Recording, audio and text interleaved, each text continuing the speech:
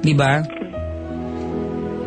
Ay, Papa Kasi Jack. nagka-boyfriend ka ng, hindi nga boyfriend, nakipag-date ka sa Koreano nang walang commitment at nagagawa niya magselos. So ganun ka ka-flirt. Hindi. Para magawang pagsilosin ng isang tao, di ba? Nang wala kang, di ba? Nang walang commitment, di ba? Ano, Papa Jack, yung ex ko, kahit kaibigan ko. Alam mo, Angel, hindi ko sinasabi na nakikipagrelasyon ka sa maraming lalaki. Sinasabi ko dito, the way you act around guys. Sometimes kasi you act around guys, nakala mo, okay lang, di ba? Pero sa isang lalaki, may mali siya na. Alright?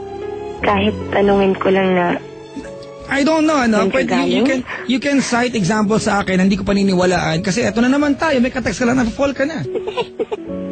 You are that easy. I'm sorry.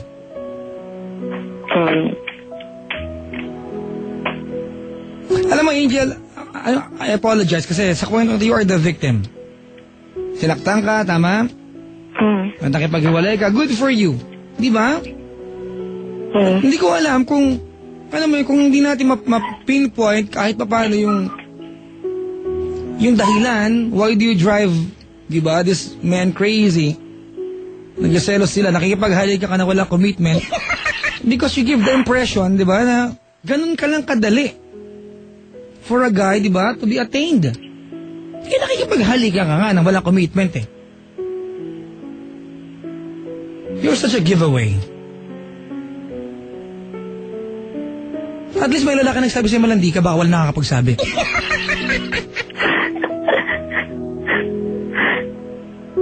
Hindi ko alam kung aamin ka, di ba? Pero ka-text mo lang yan, ha? hindi. Gusto ko mamili kayo kung ano, are you just vulnerable o talaga malandi ka? Natutuwa lang ako kasi ang sweet-sweet niya.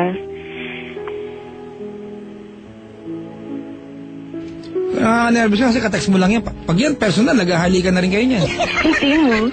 Natuwa ka sa Koreano kaya paghalikan ka nga eh. Hindi na. Diba? Kasi kaklase ko yung Koreano. Matagal ko na siyang kilala. Whatever.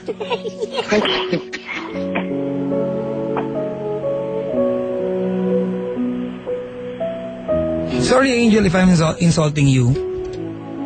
Sinasaktan ba yung damdamin mo baka na, ano ba yan, babae ako, ginaganyan ako ni Papa Jack? Okay lang. May dahilan eh, consecutive kasi, di ba? Ang isang lalaki para magselos ng walang commitment sa babae, hindi ko naman girlfriend to, wala kami commitment, pero nagselos ako, may ginagawa ka. May nakikita siya. Madalas siya magselos din sa sa Korean friends niya. And it happened in 1 month after makipag-break ka sa una. Yes. O, kita mo na? Anong tanong sa akin, Angel? Hindi ko na kasi nang gagawin ko ngayon. Take your time. Hindi kasi parang gustuin ko na magpalit ang number. Alam mo, Angel, feeling ko yung nakipag-break ka dun sa lalaki na nakit sa'yo, which I think is good for you. Inisip mo na you've wasted a lot of time, di ba, loving this guy, at nag-ahabol ka ngayon. No. I don't know. Kasi may girlfriend na siya, masaya na rin naman siya eh. Hindi na yun ang point eh. It's not about him, it's about you. Ano nangyayari? Hindi ko na ata. Ang gulo mo na nga. Kahit you are so vulnerable right now, di ba? That any guy na pwede mag-offer ng shoulder sa'yo. But, alam mo, Angel, you have to remember na babae ka. Kailangan magtira ka ng respeto sa sarili mo. At some point, di ba, kailangan magbigay ka ng boundaries, di ba? Kung hanggang saan lang lalaki. You have to ask for commitment kasi babae ka. Kahit anong sabihin natin, mga kaibigan, na pantay ang babae at lalaki, no. Hindi tayo pantay, magkaiba po tayo. I'm not saying na mas labang ang lalaki, I'm not saying mas labang babae, magkaiba. In so many ways. Like this one. Before you can give in, diba? Before you let a guy kiss you, ask the guy, what do you have for me? Anong plano mo sa akin? Because in that manner, diba, you are also teaching yourself, diba, na, and these people to respect you.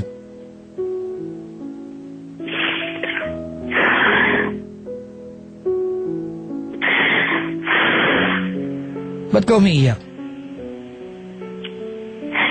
Kasi,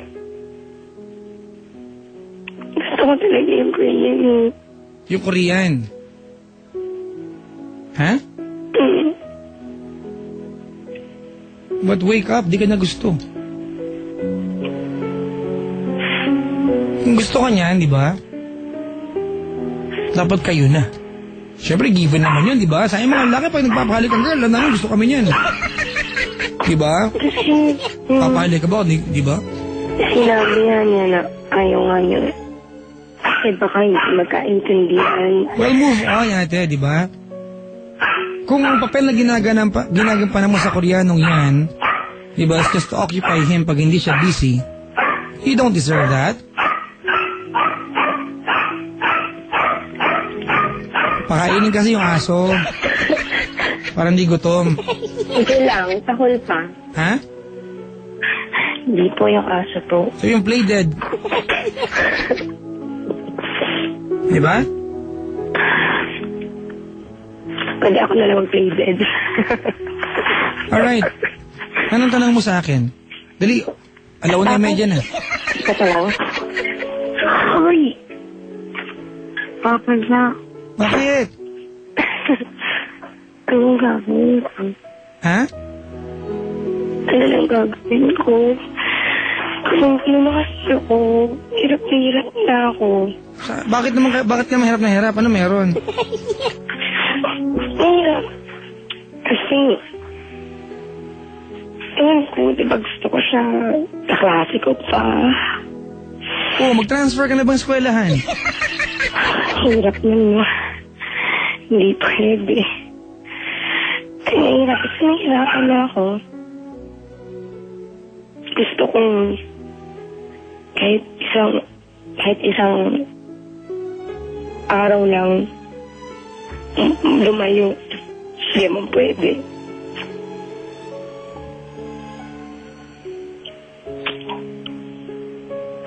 Ang hirap kasi. Aso na naman, no? Kasi pinakita niya sa akin yung mga hinanap ko.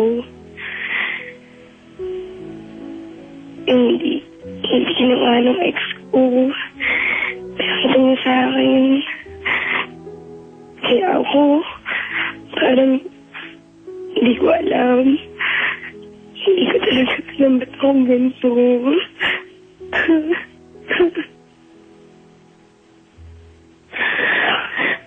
Tinitingin ko na rin naman ang sarili ko na ma-fall na kami. Pero nangyayari pa rin eh. Hindi ko na.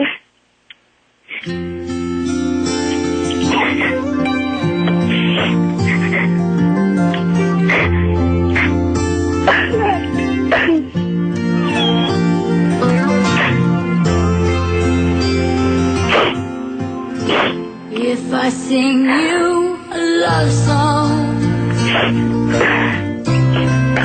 you always remember.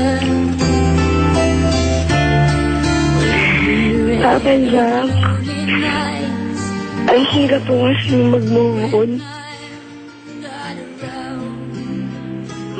Para akong bata. Hindi.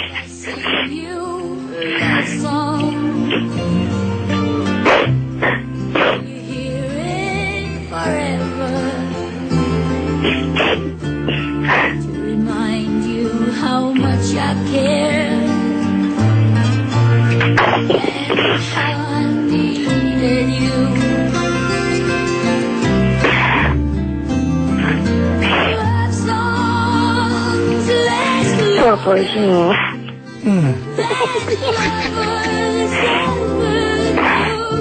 Ang gagawin ko. Wala. Hindi na akong kausap, di ba? Alright, sige. Seryoso. Ganito, ano? Angel. Angel? Po. You don't need a boyfriend to go on in life. Alright? Let alone, ate, ang buong katotohanan sa kwento mo, you cannot offer yourself, di ba, sa isang tao and expect something, di ba, something big, especially a commitment, di ba, kung ikaw mismo, Hindi mo kayang pahalagahan sarili mo. You've been hurt so bad dun sa ex mo na nanakit sa'yo. Diba? Every time siguro sinasaktan ka niya, nararamdaman mo na, oops, eto lang ako bilang babae sa kanya. Opo. Diba? Etong Koreano, hindi ka nga sinasaktan, pero ginagawa ka namang sausawan. Hello? Diba? Ikaw ang magtuturo, diba, sa ibang tao, how to respect you. Kung anong regards ang ibibigay sa'yo bilang babae, bilang tao. Diba? Nalilito ka sa kwento mo ngayon, diba? Mahal mo yung Koreana, pero may sinisingit kang guy na ka-text na tuwan-tuwa ka.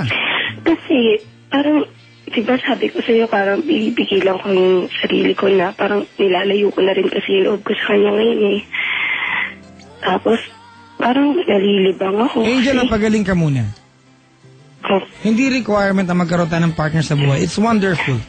Alright? So let life, di ba? Hayaan mong ang buhay magdala sa'yo ng taong pwede mo mahalin.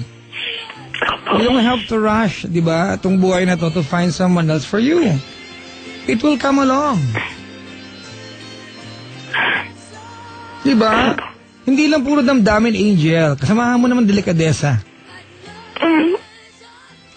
Wala ka ng delikadesa, ate. Nahayaan mo nang bastusin ka ng Koreanong yan. Eh. Diba? Sa lalaki, wala lang yan eh. Diba? Wala lang, sa amin mga lalaki, sorry mga kaibigan, hindi na ako mag-excuse. Diba? It could mean nothing sa kanya. Diba? Pero sa'yo, babae ka, may nawawala sa'yo every time. Magpagaling ka muna. Take your time. Value mo sarili mo. Di ba?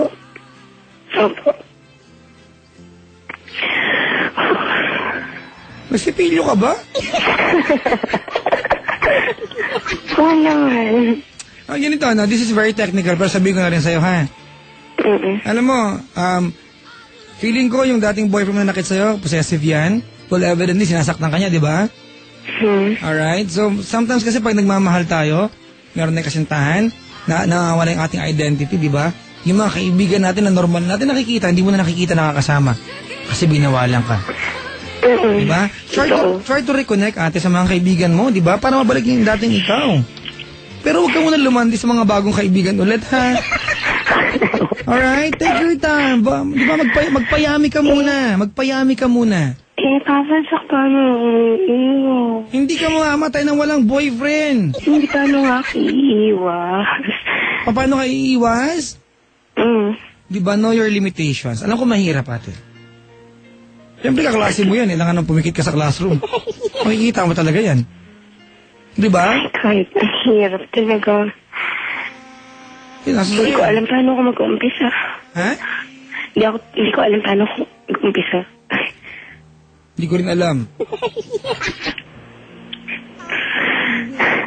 Maraming salamat po. Ang alam ko lang dito, ate, meron ka kasintahan ngayon na dati, sinaktan ka, di ba, physically? Nagkaroon ka ng kafling, kung yan naman tawag, yaman ang tawag, sinaktan ka rin naman eh. Hindi nga lang physically, but it's the same thing.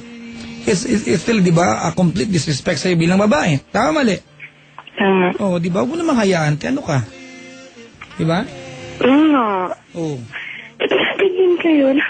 Pangit ka ba? Pangit ka ba? Para hayaan mong ganyanin ka ng mga lalaki, di ba? At kahit pa wala kang itsura sa ating standards, mga kaibigan, di ba? Kung ano man ang basihan ng pagiging maganda, babae ka pa rin. You can be treated as a queen. Alright? If you give, di ba, reason sa ibang tao para tratuhin kang reyna. Di ba?